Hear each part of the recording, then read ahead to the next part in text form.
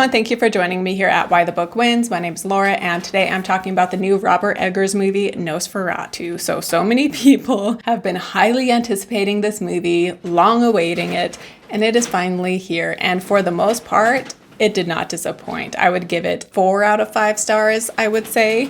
I thought they did a great job of incorporating aspects of the book Dracula in with the story of Nosferatu, because the original Nosferatu movie, it is an adaptation of Dracula, but they did make a lot of changes to the story, partly because they didn't have the rights to the book, and so they made certain changes so as not to get in trouble for that, based on what I've read. And if you want to hear more about the 1922 movie illegally adapting the book, you can watch my previous Nosferatu video where I talk about that more. I also talk about the 79 Nosferatu as well as Shadow of the Vampire, which is a fictionalized version of the making of the 1922 Nosferatu. And that movie, Shadow of the Vampire, is fantastic. So any movie relating to Nosferatu, I would highly recommend ultimately. And as I get into my thoughts on this new Nosferatu movie, this first section, I will have light spoilers for this Nosferatu as well as previous Nosferatu movies, but they're very light spoilers. Like, they're things that most people probably already know.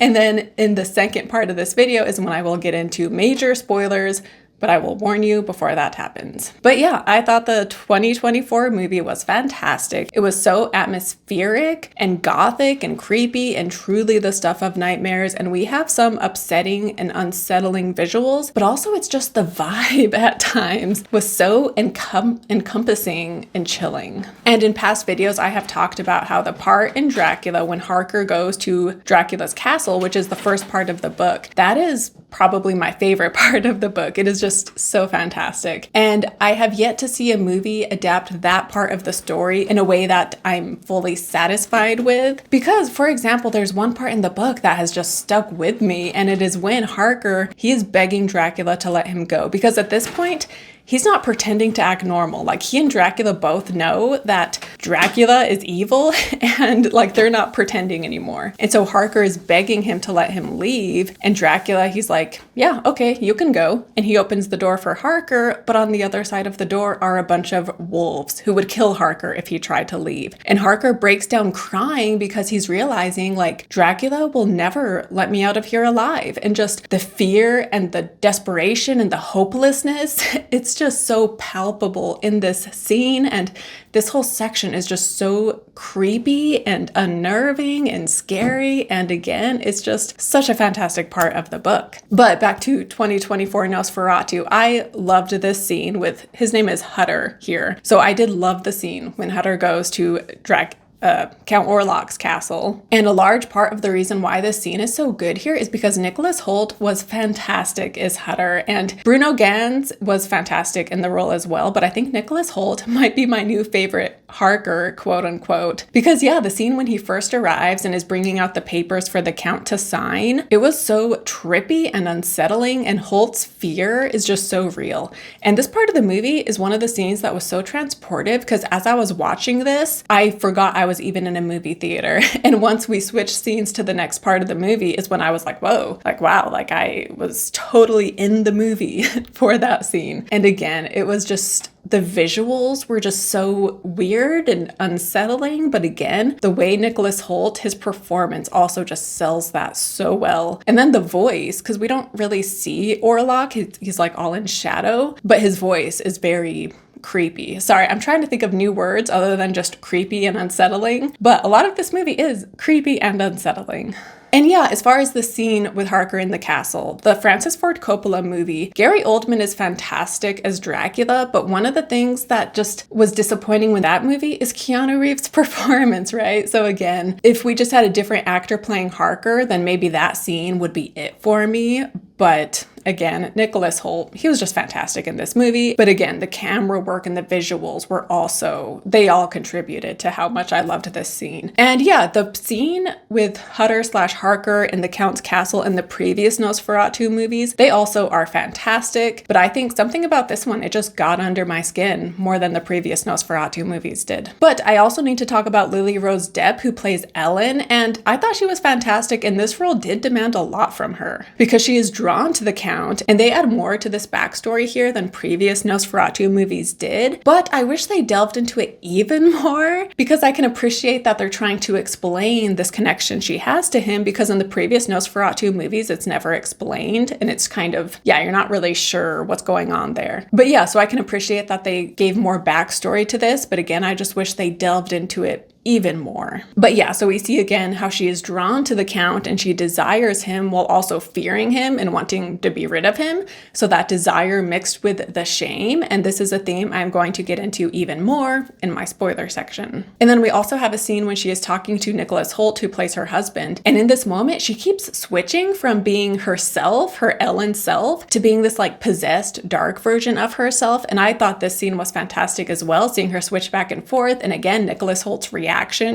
And yeah, this again was one of my favorite scenes. And then I did like Willem Dafoe as von Franz, who is the Van Helsing counterpart. And he was in Shadow of the Vampire, where he played Max Schreck / Orlok. And he was fantastic in Shadow of the Vampire. And so it was cool just to see him in this movie playing a different character in the Nosferatu story. And he also brings like a craziness to the role. Obviously, we have that scene, that still that was released even before the movie came out, with him like surrounded by fire. And yeah, he just comes off a bit crazier here, but I liked it. And he's also more useful here than he was in previous Nosferatu movies. So again, this is one of those things that they kind of took from Dracula, where Van Helsing is very knowledgeable in the book Dracula. But in the previous Nosferatu movies, he's like the 70s Nosferatu, he's basically useless. And so yeah, they definitely gave him more to do and made him more useful in this version. And then Bill Skarsgård plays the Count, not that you could tell based on, the makeup and the prosthetics and his voice. Like, there's no way you could tell that this is even Bill Skarsgård. But I thought he did a good job, and I liked that they didn't make him look like the other Nosferatu vampires and they went their own route with it. And yeah, I thought it worked. They gave him a huge mustache, which was a choice.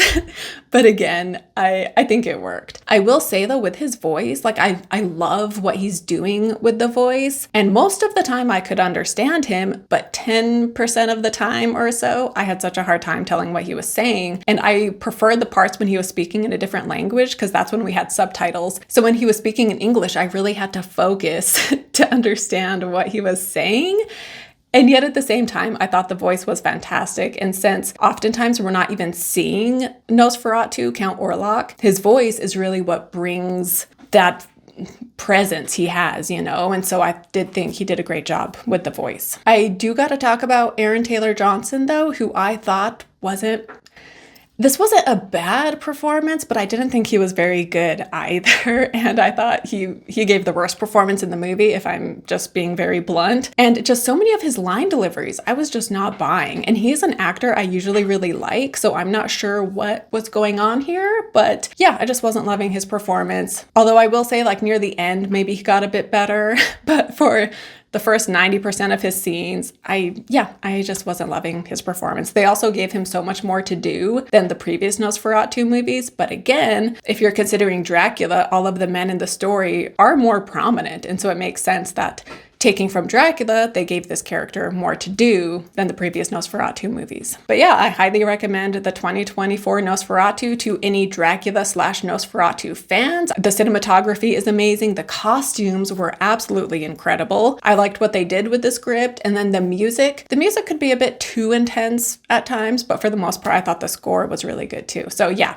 I would highly recommend this movie. And now it is time to get into spoilers. So I will have spoilers for all three Nosferatu movies, as well as spoilers for Dracula going forward. So in the 70s Nosferatu, the Ellen character, her name is Lucy. And her character in this movie is my favorite version of Ellen, because she ends up reading the book about vampires, which the 79 movie, they give them names from the book. So they're no longer Ellen and Hutter and von Franz. They're named after the book Dracula. But I almost want to just call them the Nosferatu names, because it feels like it's getting confusing as I switch back and forth. So when I'm talking about the 79 movie, I'm just going to call her Ellen, even though in the movie her name is Lucy. But yeah, the Ellen in the 79 version is my favorite version of this character, because she reads the book that Hutter brought back from Transylvania, because when he was at the inn, he found a book about vampires. And so he has brought that home, and she reads it, and this is when she learns what to do to be rid of a vampire. And when Hutter returns from the castle in this movie, he is useless. Like, he's totally out of it. He has lost his memory, and so he is of no help whatsoever. And then also the Van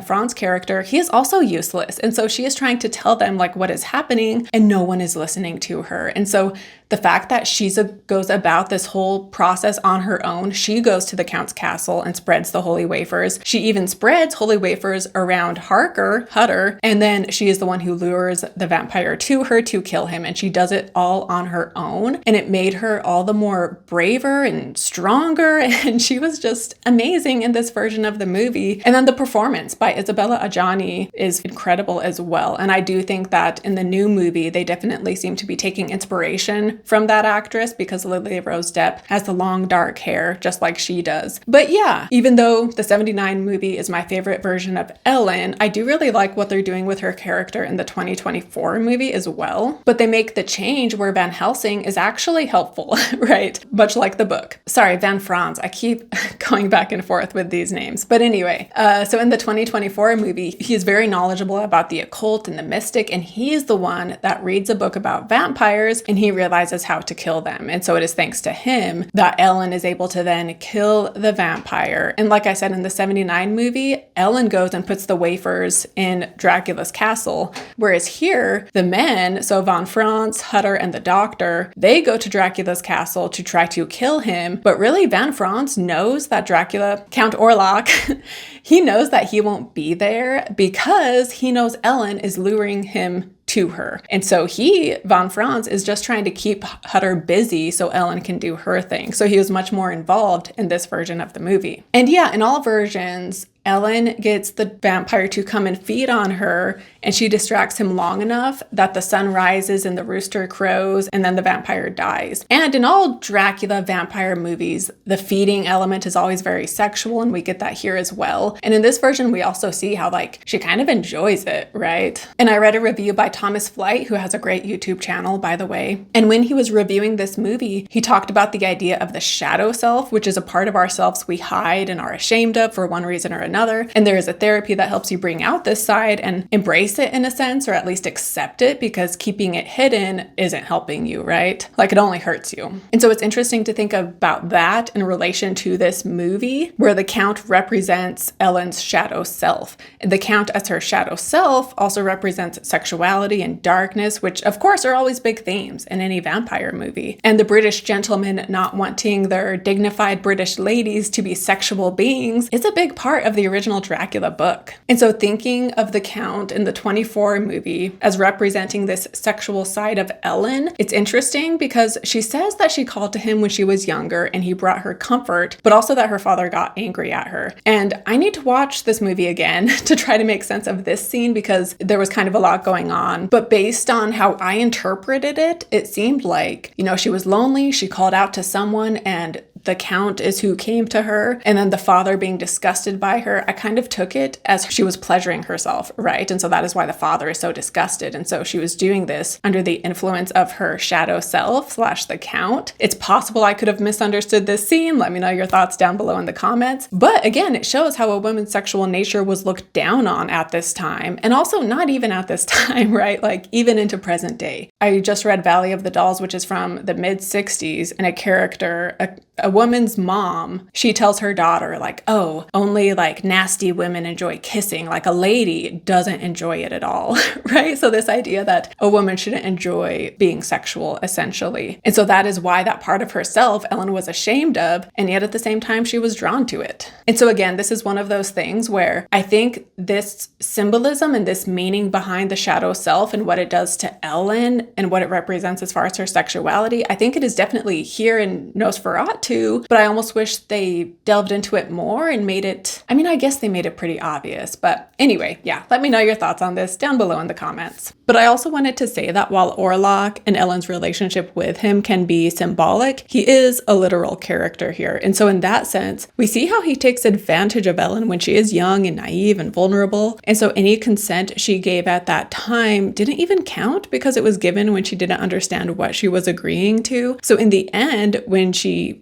quote unquote, gives herself to him, it is done with her full knowledge at this point of what she is doing. And so it is her taking control of the situation and her body. And by doing this, she knows she will die in the process, but she is also killing Orlok, right? And so in this choice, she is getting her bodily autonomy back. So after recording this video initially, I then went and watched Sydney's movie review, which I will link to, where she mentions this aspect of the movie. And I think initially I was too caught up in the idea of the shadow self and what Orlok figuratively represented, and was kind of not forgetting, but kind of not considering what the literal symbolism of him is, because he is a literal person here, right? A literal character. And so getting into what that ending represents in the literal sense as well. And yeah, the visuals of the end scene are incredible. So that is definitely a great part of the movie. But yeah, I just thought that was something worth mentioning. But it's interesting because in the book Dracula, the men go to Dracula's castle to try to kill him and, find his boxes of dirt,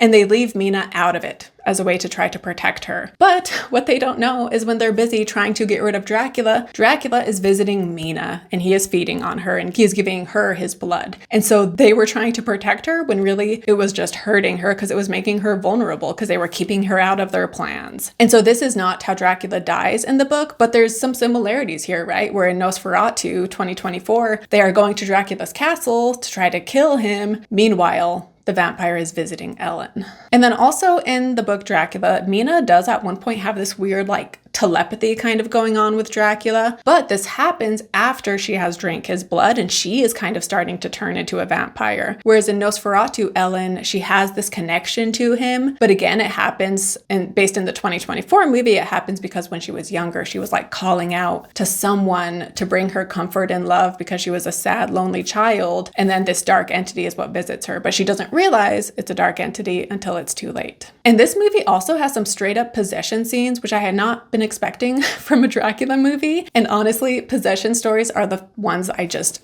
I try to avoid those because they creep me out way too much.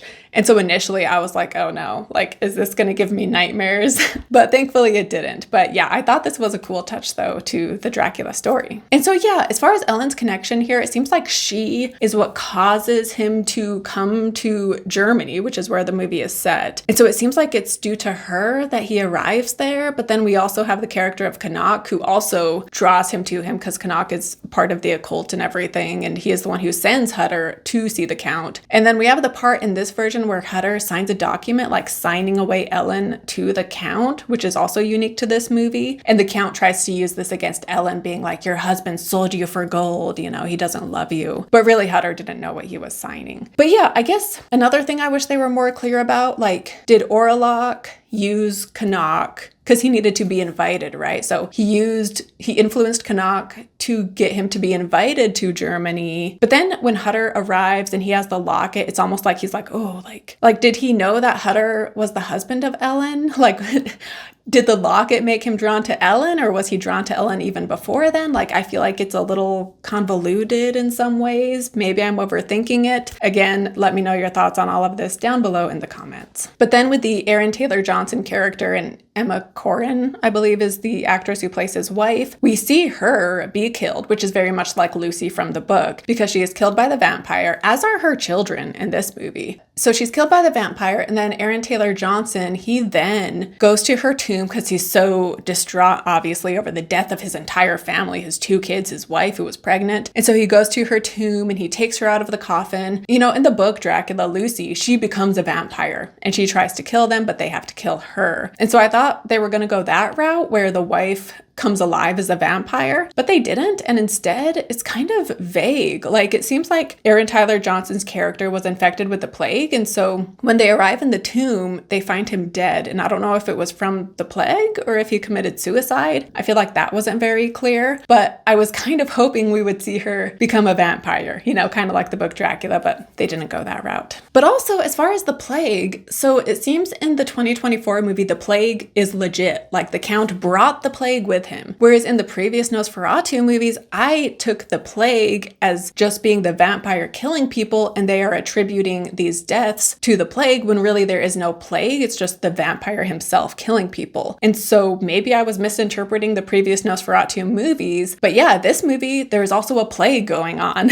And like Aaron Tyler Johnson, his face is all messed up and it looks like he throws up blood. And so it seems like he is sick. And so yeah, I would love to hear your thoughts on this as well. In the previous Nosferatu movies, was there a literal plague? Or was it just the vampire? Let me know your thoughts. He does bring a bunch of rats into the city in all versions, so they very well could have been carrying the plague, of course. But in the end of the 70s movie, this is a huge spoiler for the 70s Nosferatu. In the end, the Hutter character becomes a vampire, and so Ellen dies, killing the original Nosferatu. But it is all for nothing, because then by the end, Hutter himself has become the new vampire. And I loved this ending so much, and I was kind of hoping the new movie would go this route. However, they didn't. Again, more like Dracula, you know, Hutter is alive and well at the end of the story, and he shows up right as Ellen and Count Orlok are dying. Orlok from the sun, Ellen from the loss of blood, which is true to the 22 Nosferatu movie. And by the way, the Hutters have a pet cat who shows up a number of times throughout the movie. And contrary to the normal horror movie formula, the cat survives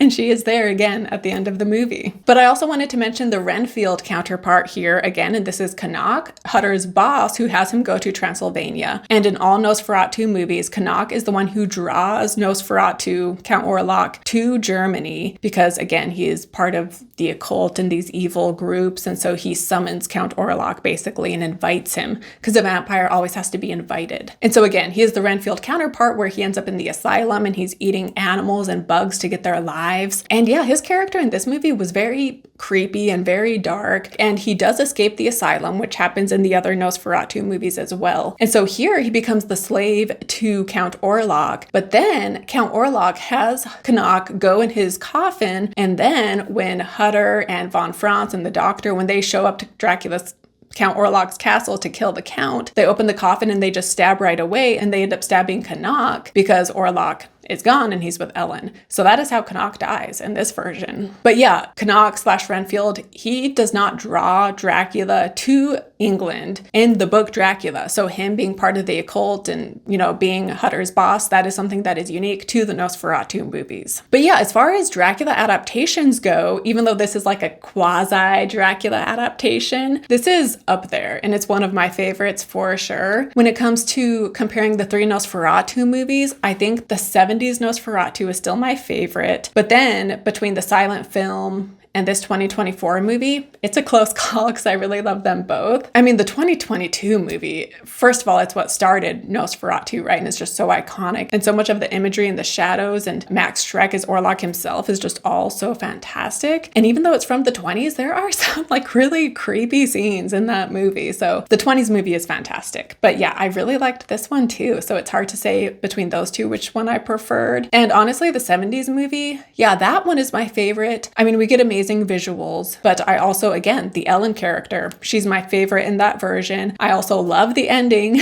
with Harker becoming a new vampire. And then I do like Klaus Kinski as Nosferatu. Each Nosferatu actor has definitely brought something different to the role. But yeah, I thought Klaus Kinski was good in the role in that too. But of course, Max Schreck is fantastic. But yeah, Bill Skarsgård, we see so little of him. And again, it's more of his voice than anything that really gets the vibe across, because so often he's just kind of there in shadows. And so it was an interesting performance because in the other versions, we see him face to face very early on. But anyway, yeah, I guess that wraps it up for Nosferatu. Let me know your thoughts down below in the comments. And again, if you have not watched my previous Nosferatu video, you definitely should. And I have Dracula videos too. So yeah, I will link to those in case you want to check them out. And don't forget to like and subscribe, and I will see you next time. Bye.